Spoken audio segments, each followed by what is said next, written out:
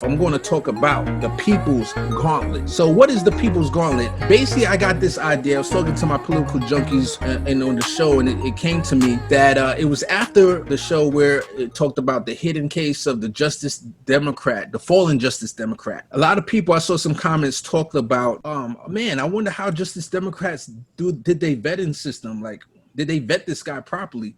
Now, me personally, Justice Democrat, I know it's Niko shaking his head.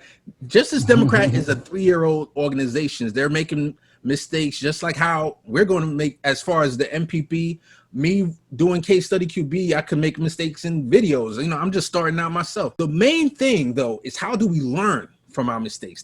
How do we improve? How do we get better candidates? And that's what I care about. And that's where this idea came from. So the requirements for the People's Gauntlet. The first thing is you have to create a website. You have to show that you're a serious candidate and have a website. Now, I would think that would be a given, but I saw Jimmy Dore and he talked about how somebody contacted him to do an interview. They wanted to get promotion.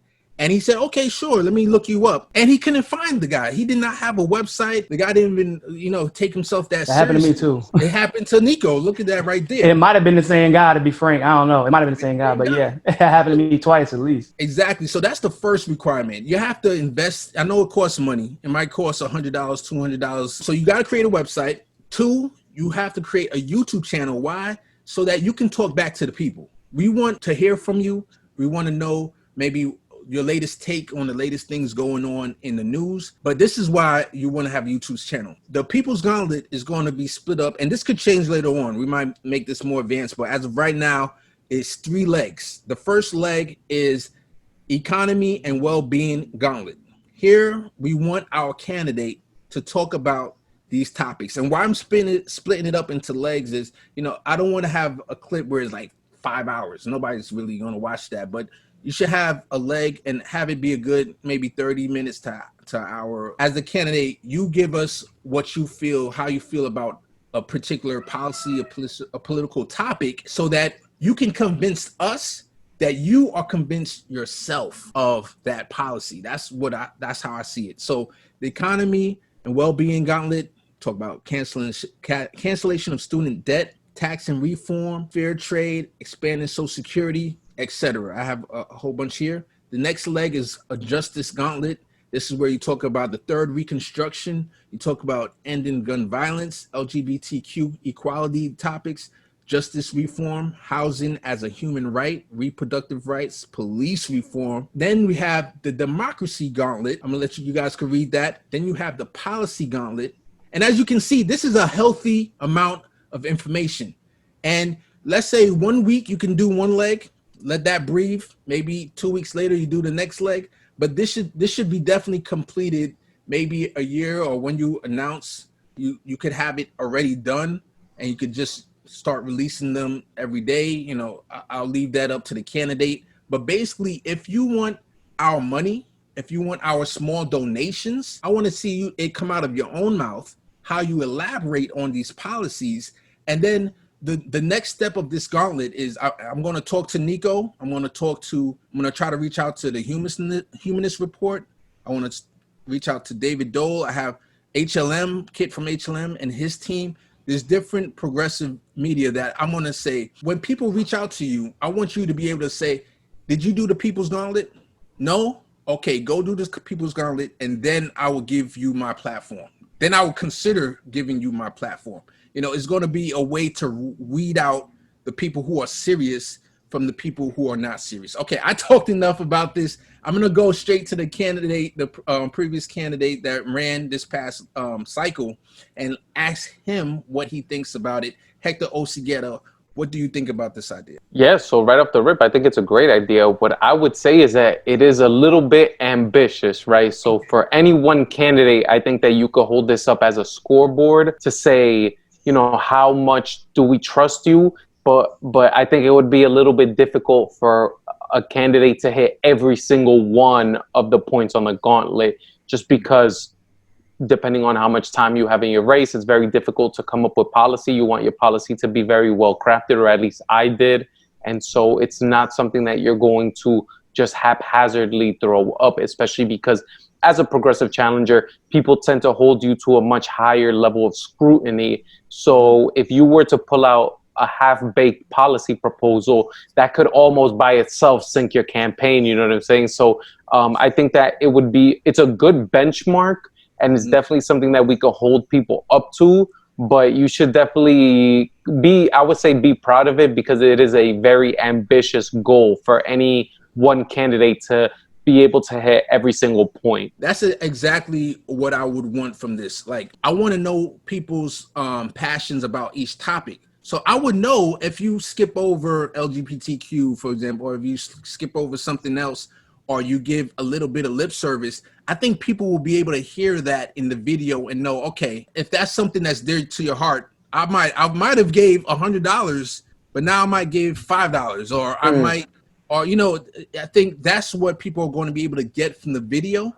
So definitely, I know there's some touchy topics, and after I let Niko talk, I'm going to go into the advantages and disadvantages, what I think the advantages are and disadvantages. And I think one of them touched on what I'm so happy that you're here as a previous candidate to give your insight. I think it's a brilliant idea, and what Hector said is true.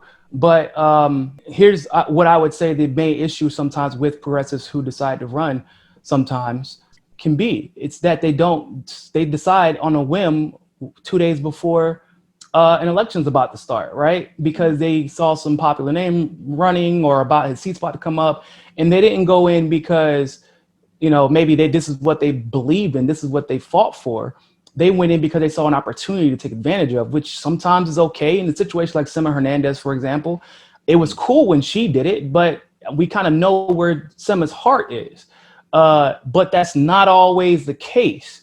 And if you're running for the House of Representatives, the moment that you see a candidate win that you think is shady, you need to start running for that seat in January of 2019. You should be well versed in all the issues by March or whatever year it is. It was January 2019, whenever the 2018 race is over. But that's why I said that. But basically, what that does is now, and I love the YouTube channel I did, because I know that people they are partial to different issues based off of their personal background experience. And that diversity, by the way, is a good thing, not a bad thing, because there are going to be some policies that one candidate may be good on as a progressive that I may not be that well versed in, which is perfectly fine. However, it does put the onus on the candidate to make sure that you are as well versed as possible in everything that you can be well versed in. And that YouTube channel is huge, because I know from my experiences working on Tulsi's campaign, that YouTube channel kept her alive. Whenever they didn't want to cover certain things, she went to her YouTube channel and immediately covered it herself. Whenever it was time to bring attention, for example, to the families in 9/11 who were suing the city of New York, like Tulsi was the only candidate that took it seriously. And she was also able to use her platform to expound on that, which also got her more conservative voters who actually pay a lot of attention to that particular issue. It can be, I'm sure, a little bit challenging, but I also would hope that the progressives would accept that challenge and embrace that challenge, because you don't want to end up in situations like where we see some of our Congress people that we consider to be progressives in today, which is they get to a very controversial issue that may mean a lot to me or Hector, but that's not the issue that they ran on, and therefore they don't know a lot about it.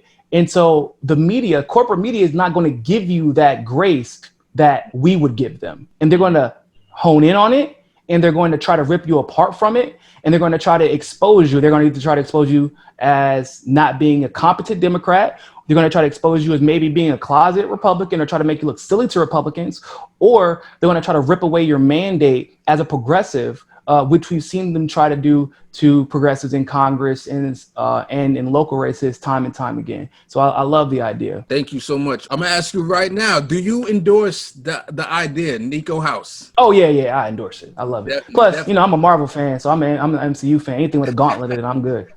So basically, if you want to get on Niko's show and you are a candidate, he's going to ask you, hey, did you accomplish one of the legs? Do you plan on finishing it off? Or did you do anything with the People's Gauntlet? Did you get, you know, maybe down the line you might get a accomplished badge, you know, a picture with a bet saying that you finished it. we're going to do, there's going to be a second phase of this idea, and I'm not going to release it just yet, but I'm very excited about where we're going to go with this. We're going to keep candidates in mind like Hector. We need it. Burden. We need it, man. I'm just saying, listen, y'all know, and we're going to talk about this later on the show, but listen, y'all know how I felt about Warren, and y'all know how I feel about Markey. And if Warren and Markey would have had to follow the People's Gauntlet in order for people to give them the progressive credentials that they did end up receiving, we would have never had to deal with them. And like with Warren specifically, this election could look completely different if there was a People's Gauntlet in play to hold her accountable. So I'm going to go through the advantage. So some advantages that I see from this is you build a brand of trust-worthy candidates, potential for raising grassroots small dollar donations when you do these videos, potential for getting volunteers, access to progressive media pundits for interviews and more exposure. Now, some disadvantages: candidates usually hide behind platitudes, which allow less scrutiny. Mayor Pete, I'll throw that name out there real quick.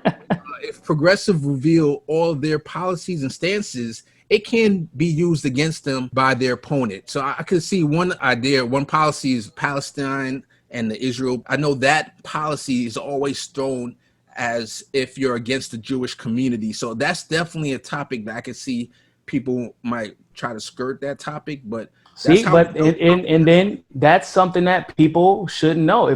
There's nothing controversial about saying Palestinians should have right and Israelis shouldn't be assassinating people for being at a protest. Like, I feel like it's not controversial. It can be controversial in politics, but you're going to be asked that question. You're going to have to deal with it. And so why not train those candidates to deal with it now when the ball's in their court, rather than waiting for the ball to get into the establishment's court or the capitalist media's court? Totally. So let us know in the comments below what you think about the idea. Would you be willing to give a little bit more money to these candidates? Would you like to see more of your candidates talk about policy? I would love to know in the comments below.